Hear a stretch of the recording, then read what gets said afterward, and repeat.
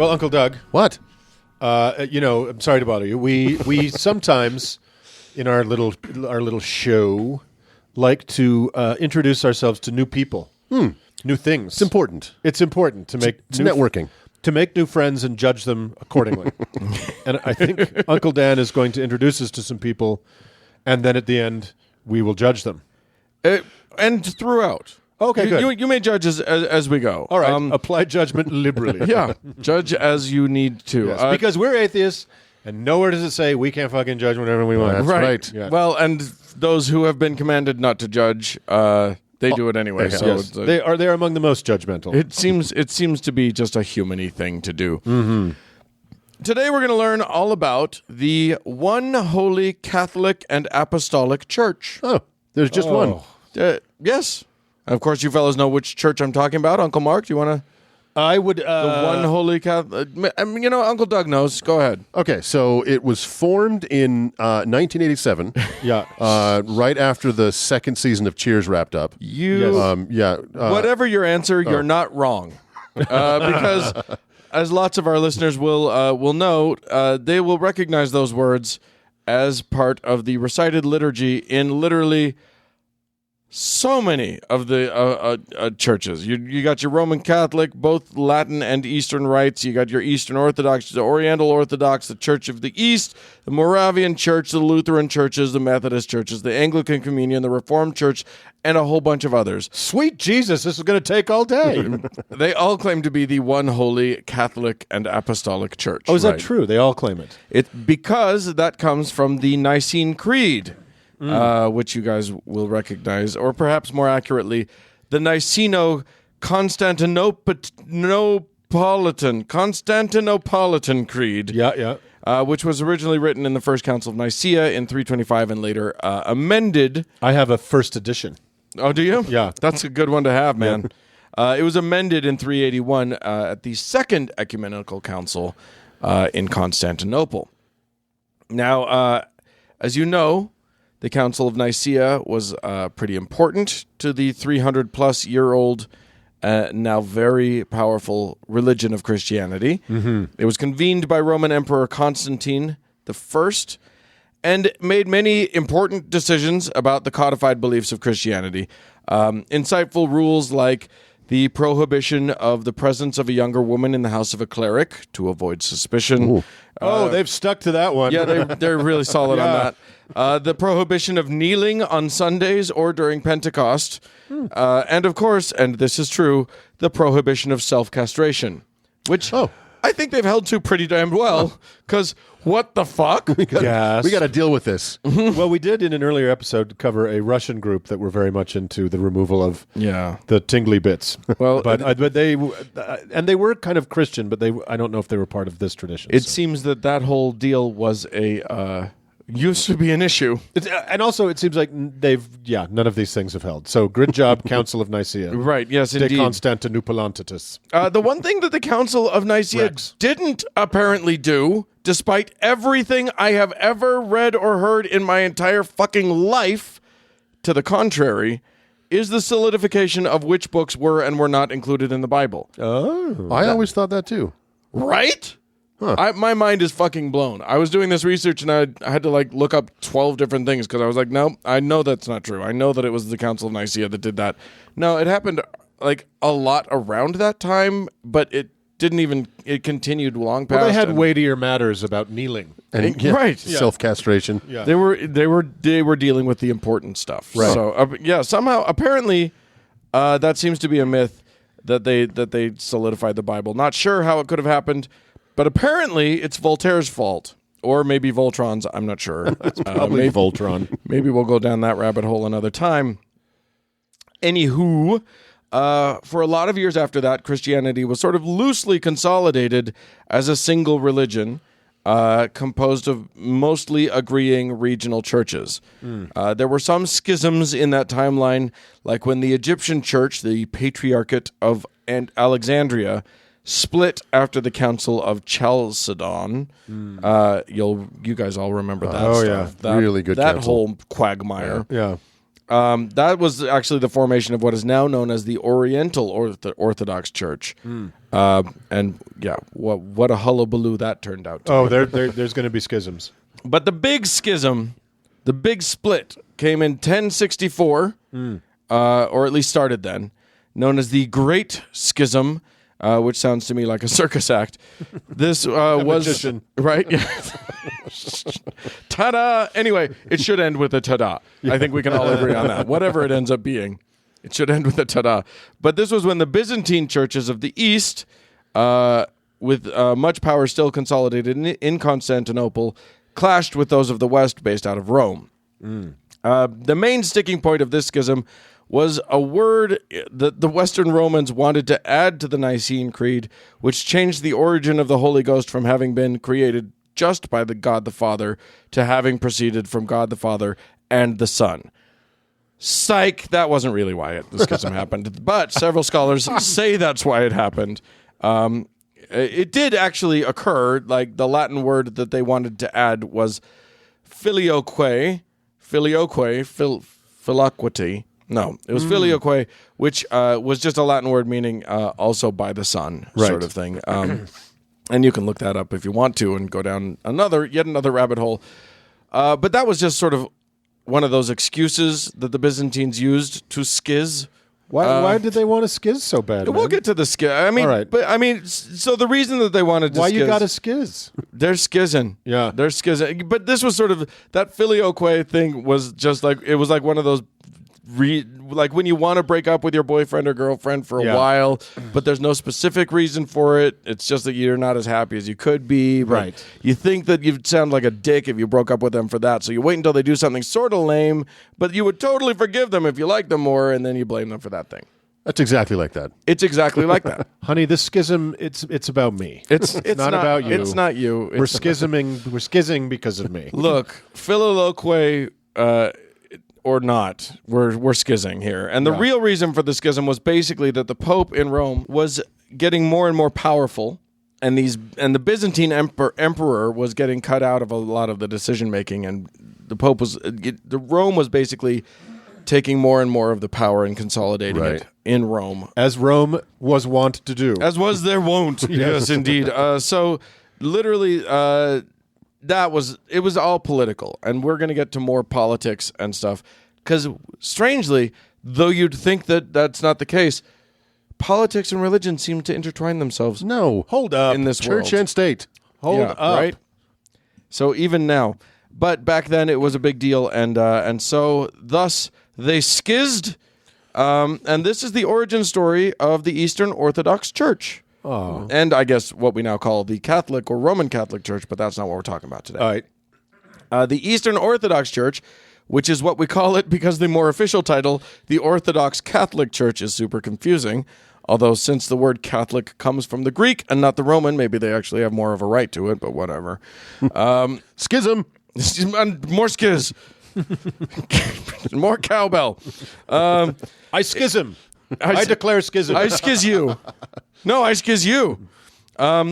The Orthodox Church is mainly located in Eastern Europe, Greece, and the Caucasus, a.k.a. Caucasia, which includes... Would be your Georgia, your Armenia. Sure, your Russia, your Azerbaijan. Yeah. If you're feeling Although that's spicy. pretty Muslim-y. Armenia is way more Christian-y. Yeah. Yeah, it's true. But all of these are... The Christians in these places are generally Orthodox. Right. Very much so. Eastern Orthodox. Like so many churches, including the one that we were subject to as children, Eastern Orthodoxy feel like they are the pure, real, straight-up OG Christians. That's so bullshit. They are the super-duper realist ones because they believe in the real Nicene Creed, not that bullshit with all that filioque stuff. And you know, they have the real traditions, and they got the super straight dope. No colossal waste of human effort there. No, not at all. They maintain that and the way that they maintain this true Christianity is through holding to, quote, note the scare quotes, sacred tradition of organization and beliefs. So, you know, that means they know best.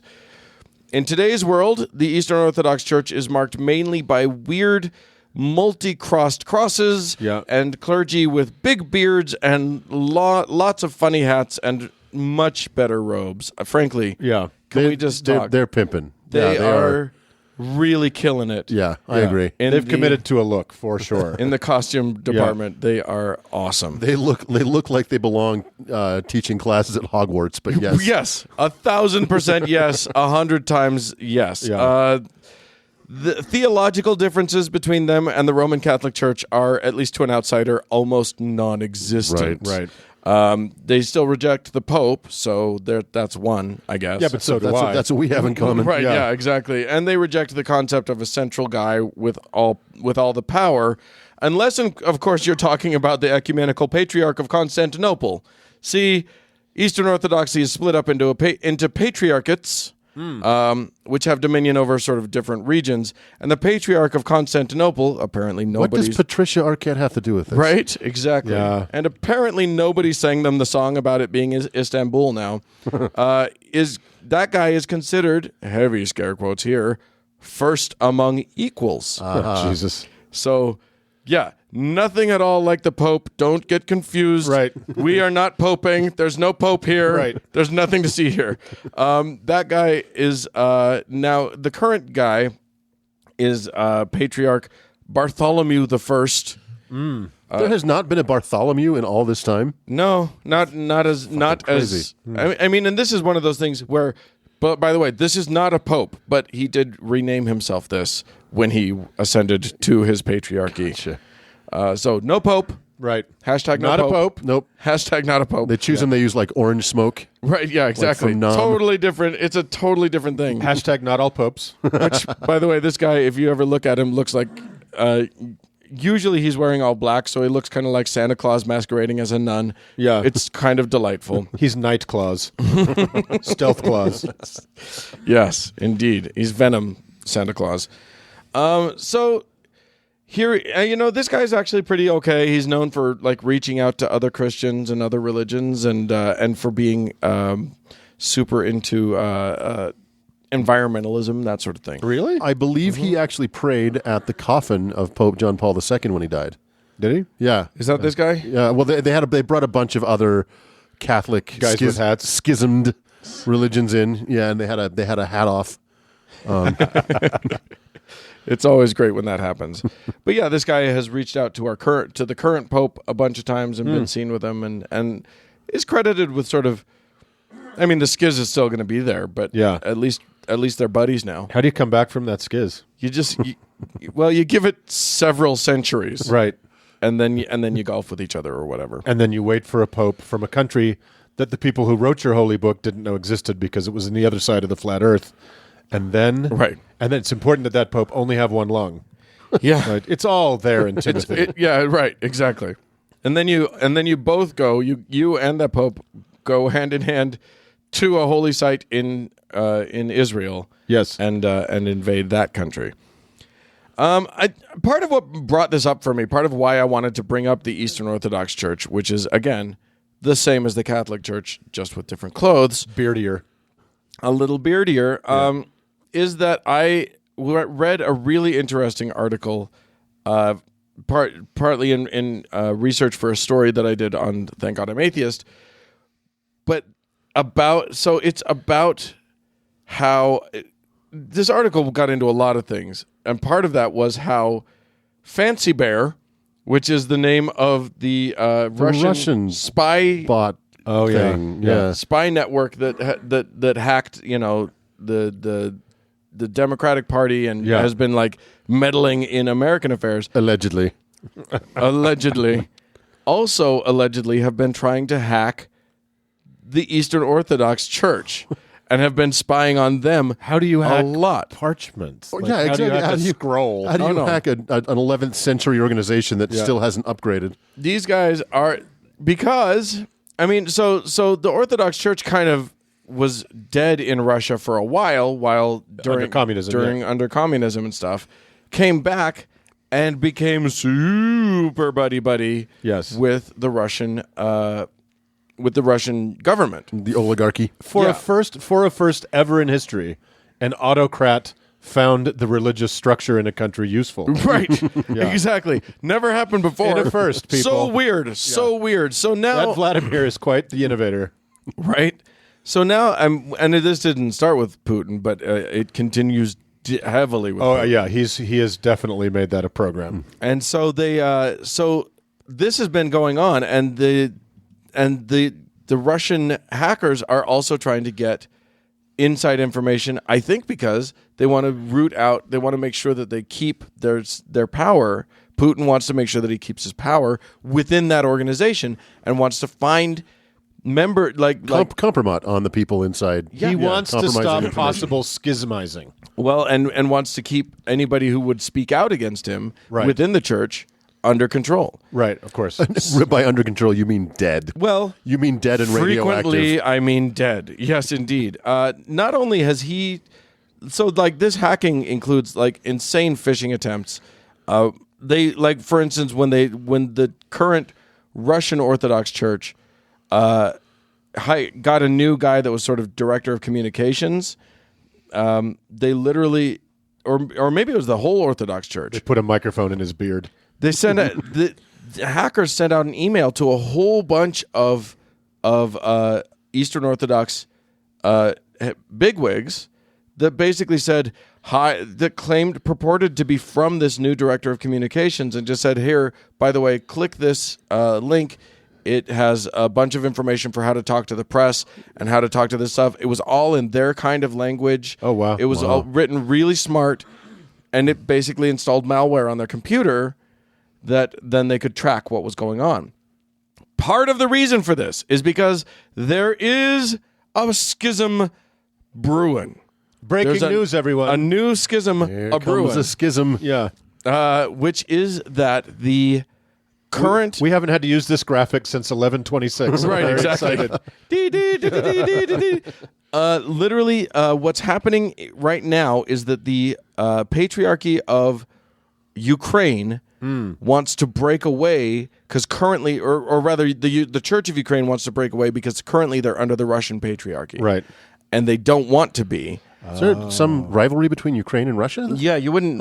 Yeah. Who'd have thunk it? They're good friends. When did this happen? They used to be unionized together in the Soviet Socialist Very Republic. happily so, yeah. Yeah, everybody was happy about that. Yeah. So the guys from Ukraine have been making trips to Turkey to talk to Bartholomew. Yeah. The guys from Russia have been making trips to Turkey to talk to Bartholomew. And soon, Bartholomew will be making a decision as to whether or not the Ukraine can have their own patriarchate. And if they do, Russia's threatening to schiz. Wow. Wow. How much do I not want to be the new Ukrainian patriarch? Yeah, no- Right? Because no the life doubt. expectancy for that guy is going to Seriously. be Right. Yeah. less than a ham sandwich. They'll have to get through 6 or 7 before one of them takes. yeah, exactly. Don't eat or drink anything. Never Right. touch a doorknob, kid, whoever Right. you are. Stand in the center of a room with your arms out in the dark for the rest of your life. So anyway, that's kind of what's happening right now with the East. I mean, Eastern Orthodoxy encompasses, as we said, Greek and all these other things. But Yeah. the most exciting is Eastern Orthodoxy right now is happening I love a good schism. between the Ukrainians and the Russians. Well, stay tuned, folks. We'll see what shakes out. Yeah, you might want to follow the story, see what happens. It'll be fine, I'm sure. Whatever No happens. one's going to get hurt. what could happen? What could go wrong? What's a schism between friends? All right. So, exciting things happening in the world. They need another council or something. Yeah, let's see if we can put that together for him. With the How to Heretic, we'll sponsor the next schism. Yeah, here in Salt Lake. It'll All be great. right. Let's move on. There we go. Moving on.